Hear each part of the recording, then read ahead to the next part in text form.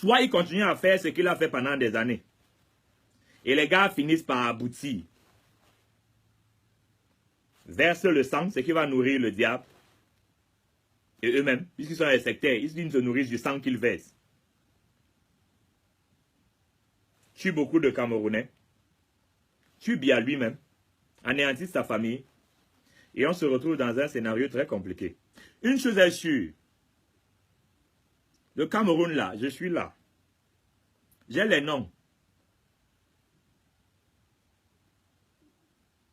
Et l'une des choses que Biya doit certainement faire, je dis ça aux biaïstes qui souffrent d'infirmités multiples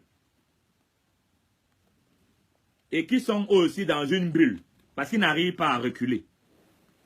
Biya ne doit plus se représenter, même en pensée, à une élection présidentielle. C'est bon comme ça.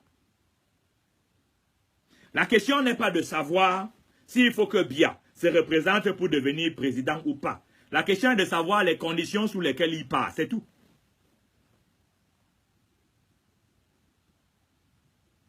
Et il serait bien qu'il se préoccupe de savoir comment partir. Comme ça, le temps de partir, qu'il gouverne. Qu'il gouverne. Quel est ce capitaine qui ne tient pas le gouvernail?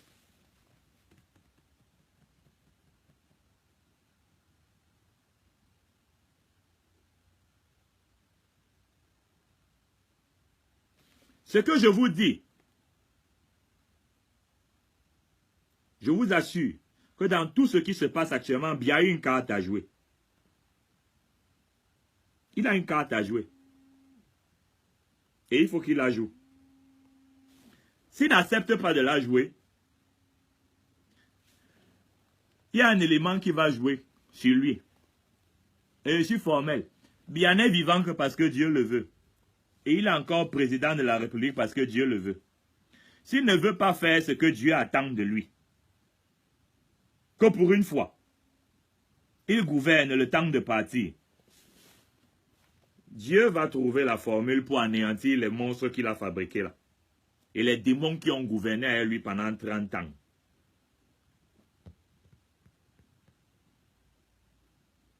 Et on va régler l'affaire là. Je serai en première ligne. Je serai là. Dans cette affaire de Biya là, on ne va pas me raconter ça.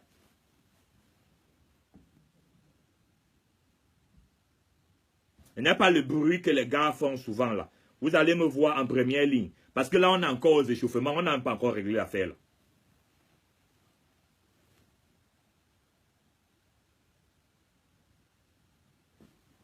Je m'adresse à Biya. Est-ce qu'il est connecté? Les services de renseignement ont rempli l'endroit. Ils sont fatigués de manipuler mon mur Facebook et de mettre tous mes bureaux sur écoute. Ils sont tellement grossiers dans l'écoute téléphonique que tu prends le téléphone, toi-même tu entends ta conversation d'il y a 1 heure.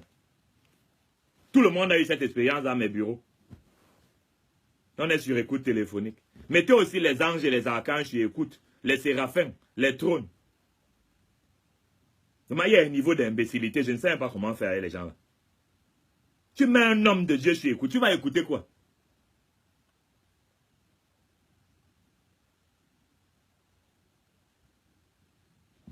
Donc, il faut que le peuple sache ce qui se passe. Sache le fond du problème. Le fond du problème, c'est Biya. Mais je ne le dis pas comme n'importe qui. Je le dis en tant qu'expert. D'abord en tant qu'expert universitaire. Je suis auteur et co-auteur d'ouvrages dans 6 disciplines universitaires. 6. Parmi les ouvrages que j'ai écrits, il y en a 10 qui sont en France, qui ne sont jamais arrivés au Cameroun. Des ouvrages scientifiques. Où il est bien précisé que je suis le rédacteur scientifique. En épistémologie, en égyptologie, en philosophie, en méthodologie, en sciences politiques. Et je suis auteur d'ouvrages en coaching et développement personnel. J'ai écrit dans 6 disciplines universitaires. 21 au total, dont 13 sont des ouvrages. Et le reste, on peut les appeler des brochures. Donc, D'abord, en tant qu'expert, je vous dis que le problème actuellement, c'est Biya. Qui résolve le problème là? C'est lui qui a encore l'écriture, la signature. Qu'il fasse ce qu'on lui a demandé de faire. Qu'il pense aux Camerounais qui vont mourir innocemment. Et qu'il pense à tous ceux qui sont morts à cause de son laxisme, de sa mauvaise façon de gouverner, de son orgueil, de son égoïsme. Je parle de façon très précise. S'il ne fait pas, il va savoir que Dieu est vivant. Et il va sentir ça. Maintenant, je prends autorité, depuis ma position, d'envoyer du Dieu créateur, en ma qualité de général,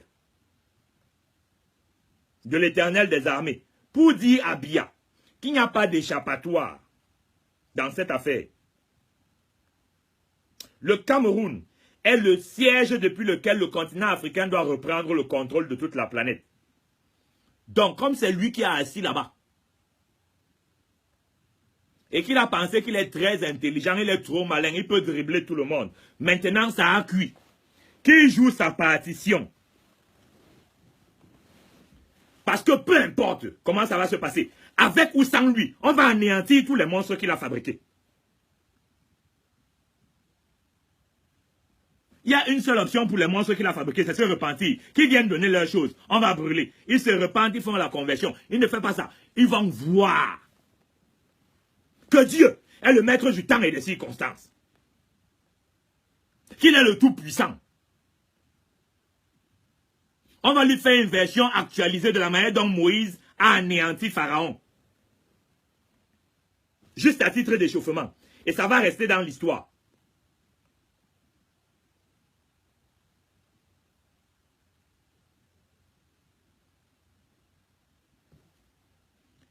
Les satanistes qui sont autour de lui là, qu'ils sachent que je les connais.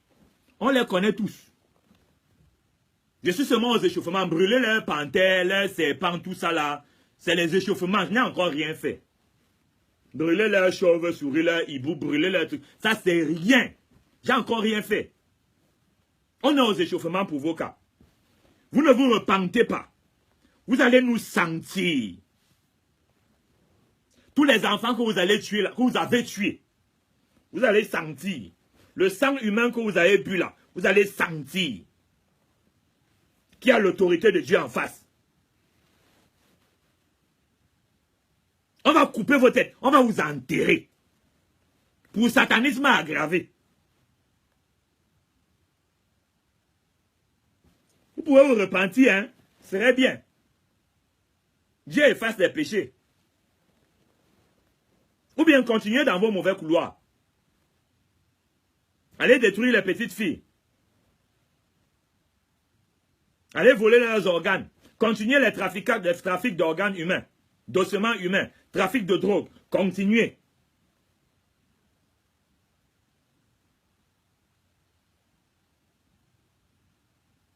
Vous allez sentir que Dieu est vivant. C'est-à-dire, il est agissant.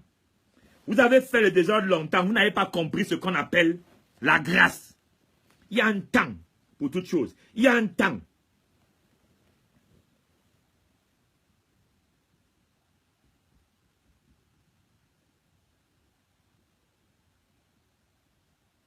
Et vous avez réussi à susciter la colère de Dieu. Vous allez sentir que Jésus-Christ était sur terre et qu'il est revenu.